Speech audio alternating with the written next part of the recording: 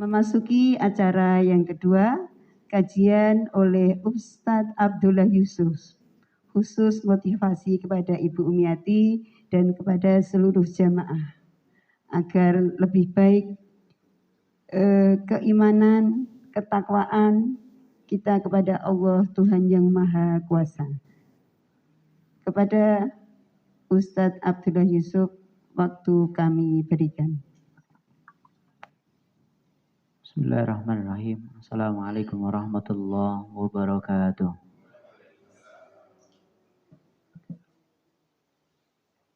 Innal hamdalillah nahmaduhu wa nasta'inuhu wa nastaghfiruh wa na'udzu billahi min syururi anfusina wa min sayyiati a'malina. May yahdihillahu fala mudilla lahu wa may yudlil fala hadiya lahu. Asyhadu an la ilaha illallah wa asyhadu anna Muhammadan abduhu wa rasuluhu la nabiyya wa la rasula ba'dah. Qala Allah Ta'ala fi kitabihil karim, a'udzu billahi minasyaitonir rajim. Ya ayyuhalladzina amanu taqullaha haqqa tuqatih wa la tamutunna illa wa antum muslimun.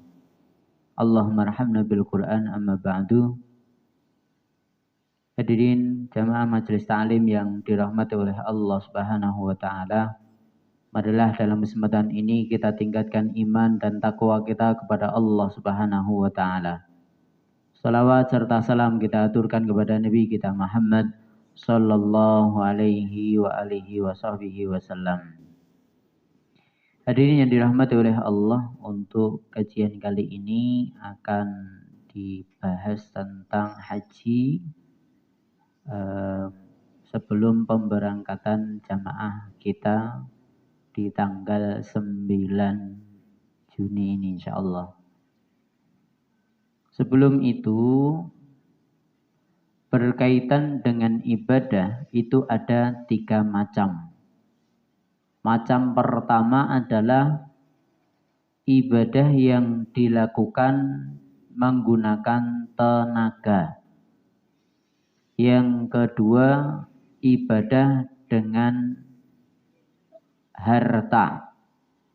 Dan yang ketiga adalah gabungan antara ibadah tenaga dan harta. Kalau sebelumnya kita bahas tentang sholatku pembuka pintu jannahku, berkaitan dengan sholat itu adalah ibadah yang menggunakan tenaga. Tidak ada kaitannya dengan harta. Bahkan misalnya kalau ada masjid, di sana ada satpam. Ada orang mau masuk, ditanya kamu mau sholat apa? Sholat isya. Berapa rakaat? Oh, kalau sholat isya berarti 4 rakaat. Nanti bayarnya 40.000. Kira-kira kalau seperti itu pasti salah. Sejak zaman Nabi sampai sekarang hal tersebut tidak terjadi, karena ibadah sholat itu adalah ibadah menggunakan tenaga saja. Kita yang harus datang ke masjid, menggerakkan badan sesuai dengan yang ditentukan oleh Allah dan Rasul-Nya dan dicontohkan oleh Rasulullah dan para sahabat, begitu pula ulama-ulama sebelum kita. Selanjutnya, ibadah harta. Ibadah harta itu ada yang wajib, ada yang sunnah, yakni sedekah. Nanti semua ini kaitannya dengan rukun Islam itu semuanya. Berkaitan dengan sedekah, berkaitan dengan macam-macam ibadah tadi, nanti kaitannya dengan rukun Islam. Kalau syahadat berarti dengan ucapan, perbuatan. Kalau sholat itu dengan perbuatan dan doa. Itu semua pakai tenaga. Adapun zakat itu nantinya ibadah harta. Berkaitan dengan ibadah harta ada yang wajib, ada yang sunnah. Adapun yang wajib, ibadah yang wajib itu adalah yang minimal kita, terutama kepala rumah tangga, itu wajib untuk menafkahi, mengeluarkan hartanya untuk anak dan istri. Kalau itu mau kaya mau miskin ya tugasnya seperti itu dan itu wajib. Kalau kita keluarkan maka dapat pahala. Berkaitan dengan yang wajib itu bisa dilipat gandakan sampai 10 kali. Adapun berkaitan dengan sedekah itu nanti juga dilipat gandakan 10 kali lipat, bahkan dilipat gandakan sampai 700 kali lipat. Seperti yang disebutkan dalam surat Al-Baqarah, sedekah itu seperti biji-bijian yang kalau biji ini ditanam nanti akan tumbuh. Jadi 7 tangkai, tiap tangkai jadi 100 biji kembali dan jumlahnya semuanya jadi 700 kali lipat dari biji yang pertama. Jadi seperti itu. Kalau kita sudah tahu ibadah pakai tenaga, ibadah dengan harta, lebih-lebih lagi berkaitan dengan ibadah yang digabungkan antara ibadah fisik pakai tenaga dan ibadah harta, yaitu ibadah haji dan umrah. Haji dan umrah itu pasti kaitannya dengan fisik dan harta. Tidak mungkin kita cuman harta saja, fisiknya dari rumah. Misalnya zaman sekarang udah modern langsung virtual, enggak bisa. Harus tetap datang ke sana, harus keliling Ka'bah, harus sa'i, harus mabit di Mina, lempar jumrah, berada di Arafah, wukuf di Arafah, atau di malam tarwiyah. Jadi tenaga harus ada, harus keluar. Begitu pula harta. Kita tenaga masih kuat, masih muda misalnya. Untuk melakukan itu semua mampu. Tapi kalau nggak punya harta, nggak punya sangu ke sana ya nggak mungkin bisa. Nah jadi lebih-lebih berkaitan dengan ibadah yang digabungkan antara fisik dan harta tadi. Tentunya ibadah tersebut akan mendapatkan pahala yang berlipat. Lebih banyak karena usahanya ada, hartanya juga ada. Kalau kaitannya dengan ayat berjihad di jalan Allah bi amwalikum wa anfusikum. Pakai harta, pakai jiwa. Semuanya harus dikeluarkan di sana. Hadirin yang dirahmati oleh Allah, karena besarnya pahala itu Rasulullah di dalam satu hadis pernah bersabda, balasan untuk haji yang mabrur tidak ada balasan untuk dia kecuali adalah surga. Jadi kalau hajinya mabrur pasti masuk surganya Allah. Jadi enggak cuman 10 kali lipat, enggak cuman 700 kali lipat. Langsung kalau hajinya mabrur surga gitu aja. Jadi ini sabda Nabi Shallallahu Alaihi Wasallam dan tentunya inilah yang kita harapkan. Dan tentunya untuk jamaah yang akan berangkat kita doakan semoga dilancarkan semua urusannya, dilancarkan ibadahnya, dilancarkan dalam melakukan rukun-rukun haji sampai selamat sampai di rumah kembali. Jadi seperti itu. Hadirin yang dirahmati oleh Allah, berkaitan dengan haji dan umrah itu kalau kita bahas ada salah satu ayat yang disebutkan dalam surat Al-Baqarah ayat 196 disebutkan di sana wa atimmul hajja wal umrata lillah. Sempurnakan haji dan umrah lillah untuk Allah. Ini yang saya wanti-wantikan untuk siapapun yang akan berangkat haji atau umrah. Haji dan umrah itu harus diniatkan lillah. Sempurnakan haji dan umrah untuk Allah, bukan untuk yang lainnya. Jadi harus ikhlas menjalankan ini, bukan karena ria, bukan karena sombong, pengen dilihat, pengen disanjung. Harus ikhlas mengharap ridha Allah Subhanahu wa Ta'ala. Nah, kalau ini udah kita pahami, kita baca tafsirnya. Disebutkan dalam tafsir wa atimmul hajja wal umrata lillah. Kalimat atimmu itu artinya sempurnakanlah. Berkaitan dengan kalimat sempurnakanlah itu, kalau ada kaitan dengan ibadah, ulama menafsirkan, menerangkan bahwa kenapa kok Allah kaitkan antara ibadah dan perintah untuk menyempurnakan, karena ada kemungkinan bahkan banyak orang sudah melakukan haji dan umrah tapi tidak sempurna. Jadi harus kita perhatikan sebelum kita berangkat harus punya ilmu. Karena berkaitan dengan haji itu enggak cuman waktu melakukan ibadah haji saja.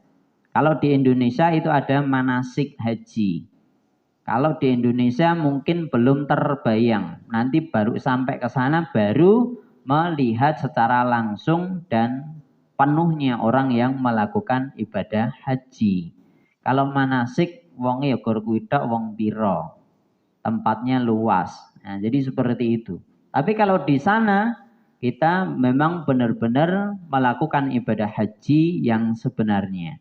Ilmu sebelum berangkat haji harus ada pada diri kita terlebih dahulu.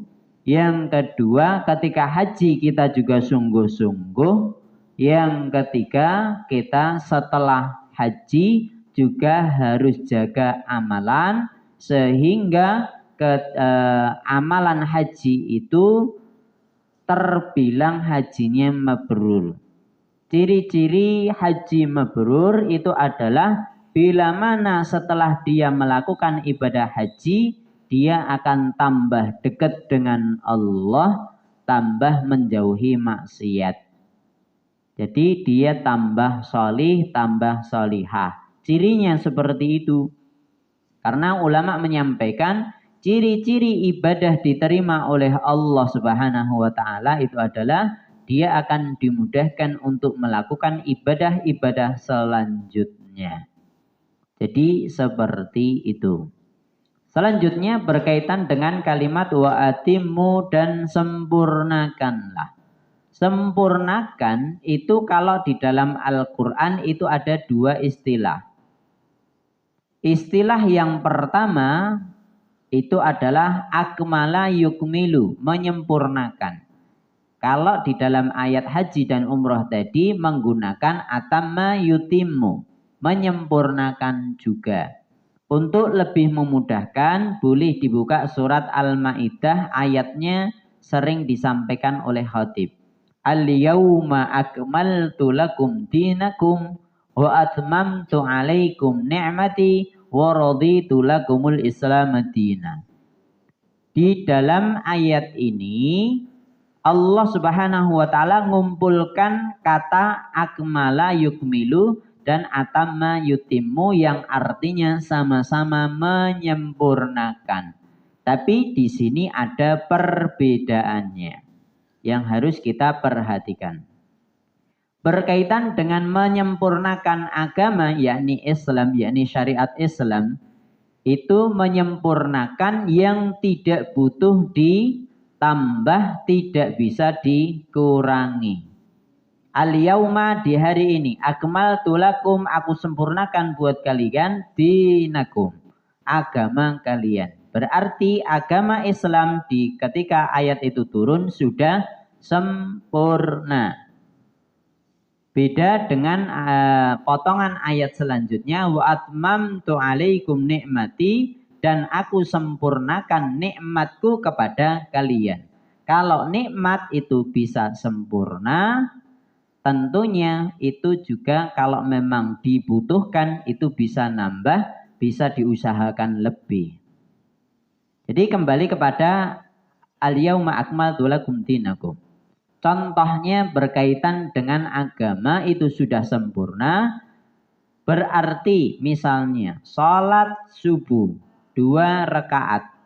Sholat duhur 4 rakaat, sholat asar 4, maghrib 3, isya 4. Itu sudah sempurna. Sempurnanya Islam seperti itu, harus melakukannya sesuai dengan aturan tersebut.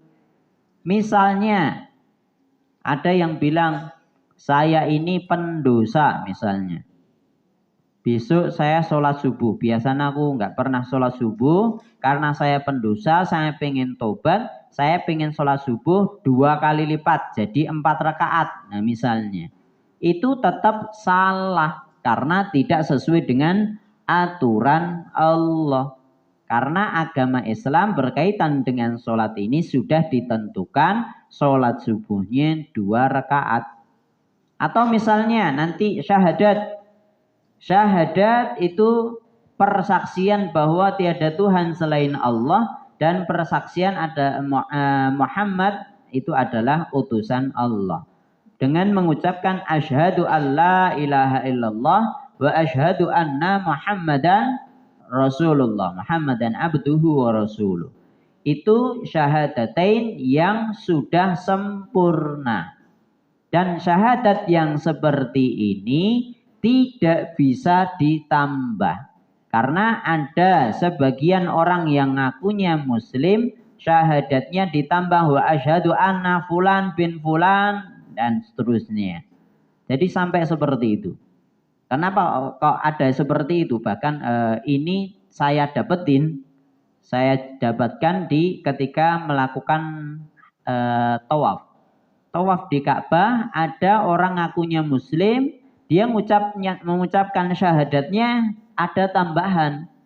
Jadi asyhadu alla ilaha illallah wa asyhadu anna Muhammadan abduhu wa rasuluh, dan ada tambahannya wa asyhadu anna siapa bin siapa seterusnya. Ada tambahannya seperti itu.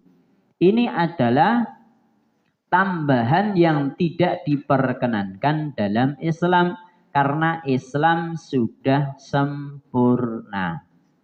Jadi seperti itu yang harus kita perhatikan. Beda dengan nikmat tadi. Dan aku sempurnakan nikmat kalian, nikmat kepada kalian. Nikmat kepada kita itu bisa kalau memang perlu dibutuhkan itu diharapkan akan tambah terus. Disempurnakan, ditambah lagi, ditambah lagi. Jadi kalau agama itu sempurna tidak perlu ditambah. Tapi kalau nikmat itu disempurnakan, itu pun bisa nambah sesuai dengan kebutuhan. Contohnya ketika dulu kita punya sepeda, itu setelah kita punya ya harapannya ditambah. Jadi tambah motor, maka jadi sepeda motor. Setelah punya sepeda motor, pengen rodanya tambah. Jadi 3, becak berarti namanya. Bajai misalnya seperti itu. Nanti di Fukuda, ya, Fukuda. Nanti kalau udah punya itu pengen nambah rodanya yang 4 mobil. Mobilnya yang harga berapa? Nanti pengen naik lagi. Nanti rodanya ditambah biar rodanya jadi 6 misalnya. Jadi bis atau truk misalnya. Udah punya truk nanti punya yang Fuso. Nah, truknya yang rodanya sampai 12 misalnya seperti itu. Nah, kalau udah punya itu sekalipun pengennya rodone sing iso mlebu dhewe. Bar kuwi mabur pesawat. Nah, jadi seperti itu. Padahal garasi aja nggak punya, udah mikirnya punya pesawat. Itulah manusia. Nikmat itu disempurnakan, tapi bisa tambah, dan keinginan manusia juga seperti itu. Berkaitan dengan haji dan umroh tadi menggunakannya bukan akmala yukmilu tapi atamma yutimu, sama seperti nikmat tadi. Wa atimul hajja wal umrata lillah, dan sempurnakan haji dan umrah untuk Allah Subhanahu wa taala. Jadi ini cerminan untuk diri kita sebagai seorang muslim yang hakiki. Kalau kita pernah melakukan ibadah haji, pernah melakukan ibadah umrah, tentunya masih ada keinginan untuk mengulang. Dan Tentunya kalau kita pengen ngulang, harapannya adalah pengulangan itu akan tambah baik. Mungkin yang pertama masih sombong. Yang kedua dihilangi kesombongan. Tapi masih ada riak misalnya. Yang kedua pengen ngulangi lagi, masih ada riak. Yang ketiga sudah tidak sombong, tidak riak, tidak pengen pamer kepada orang lain. Tambah baik, tambah baik. Itulah yang diharapkan. Hadirin yang dirahmati oleh Allah, berkaitan dengan haji dan umrah, kita jangan sampai cuman ngikut karu namanya. Sing mimpin jamaah itu namanya apa? Karu ya. Atau karom atau yang lainnya dengan berbagai nama yang di sana.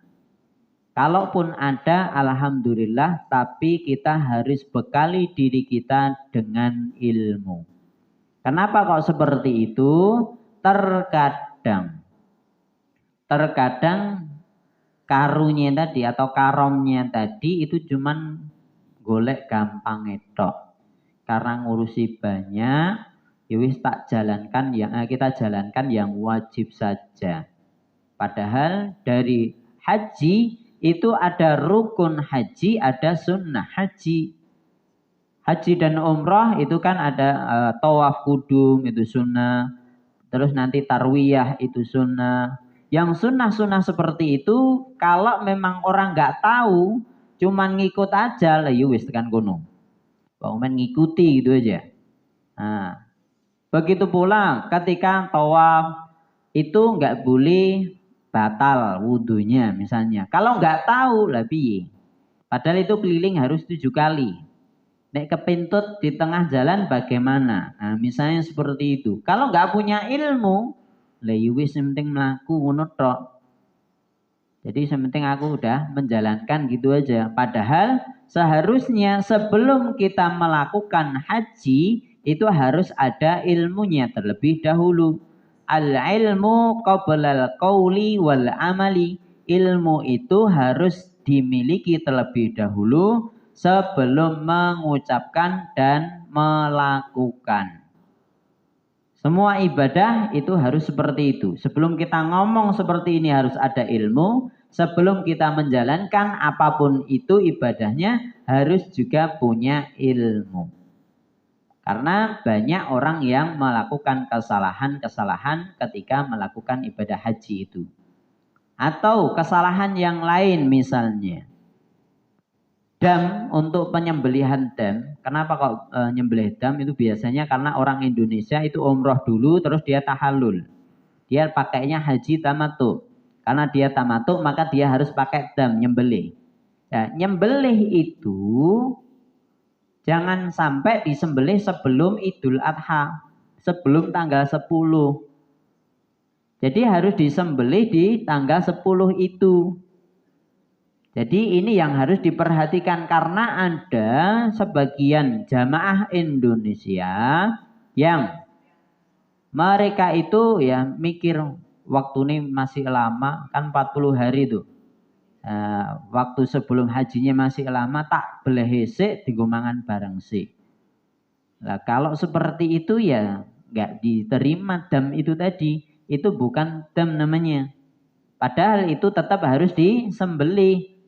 Syaratnya, ketentuannya sudah ditetapkan. Hal-hal tersebut jangan sampai salah. Mikirnya engko nek pas hari H kan okeh dagingnya ada malah rasi domangan pas ada sibuk si sana. Kan itu 40 hari kan ada waktu-waktu santai, ada waktu-waktu pas hari H-nya, hari hajinya. Nah, mereka berpikir nek nyembelih itu kan harus di ketika hari sibuk tadi.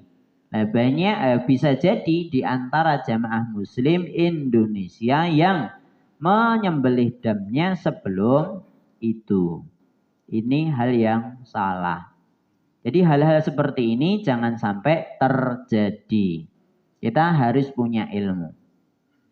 Selanjutnya yang juga penting. Perintah dalam ayat ini itu adalah menyempurnakan haji dan umrah.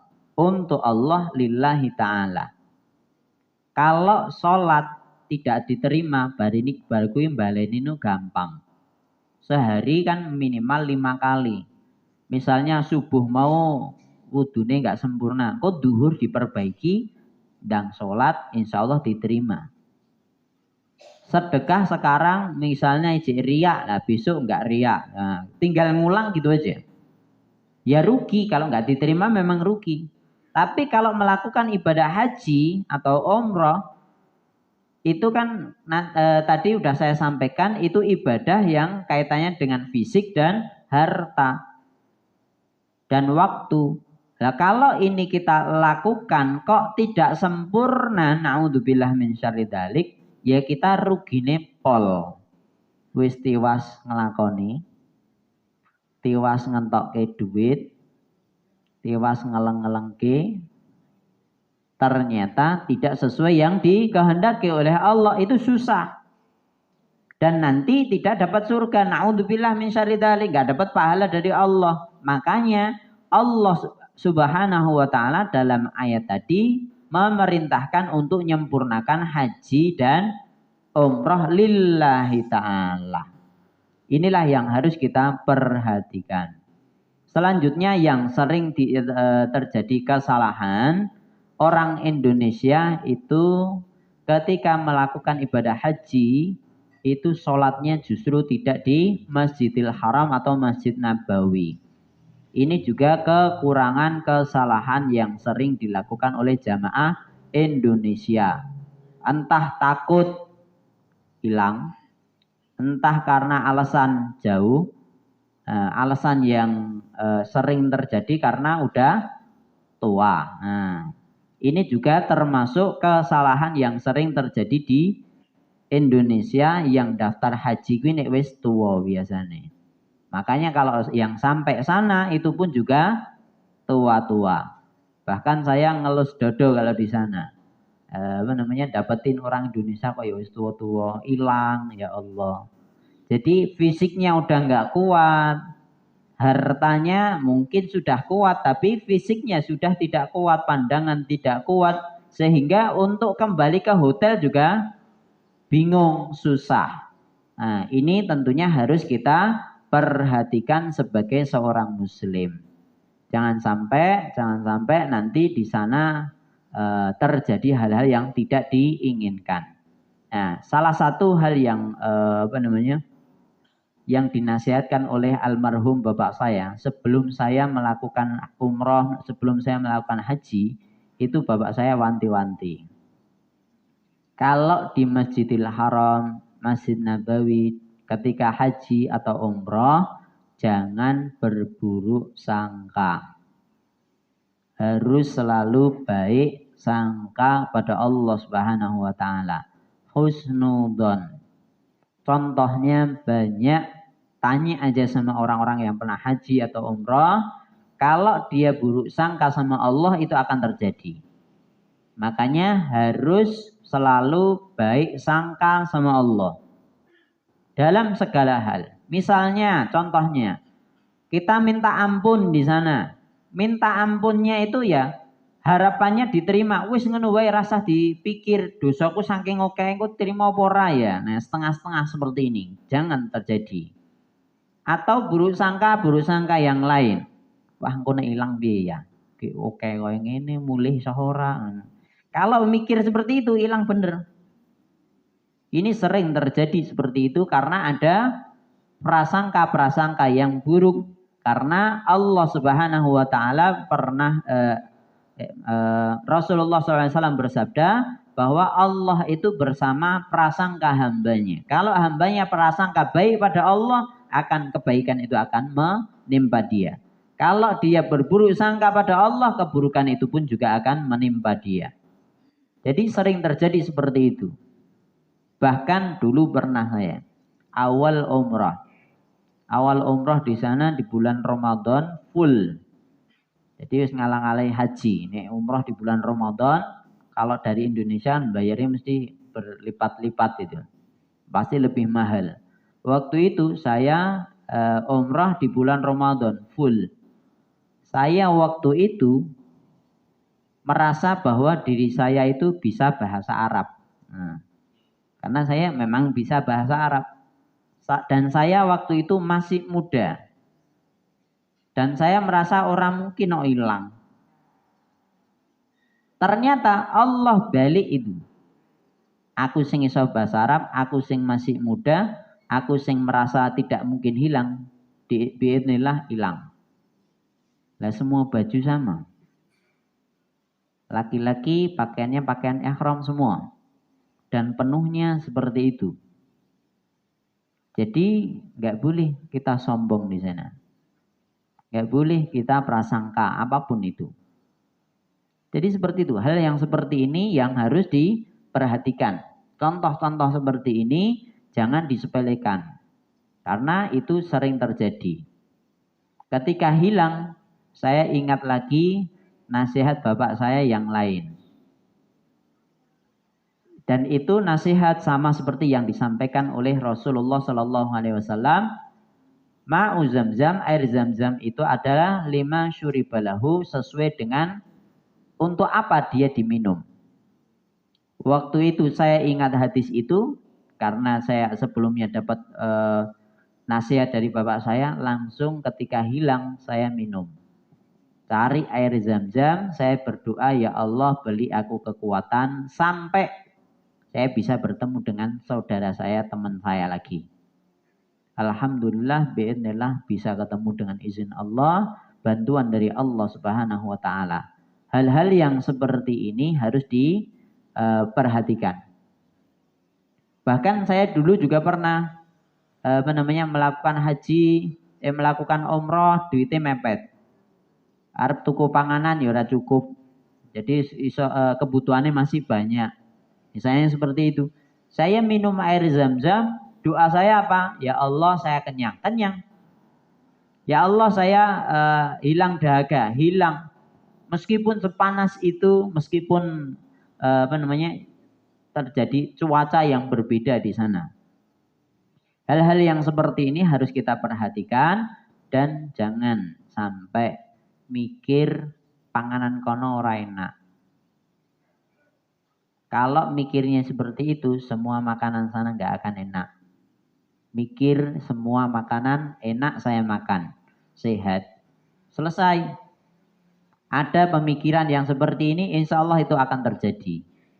Seperti yang saya sampaikan tadi, prasangka baik. Jangan mikir yang aneh-aneh, mikir hal-hal yang tidak baik. Mungkin ini yang bisa saya sampaikan. Ilmu untuk dari diri saya berbagi dan barangkali ada yang perlu ditanyakan, silahkan ditanyakan. Monggo. Atau cukup?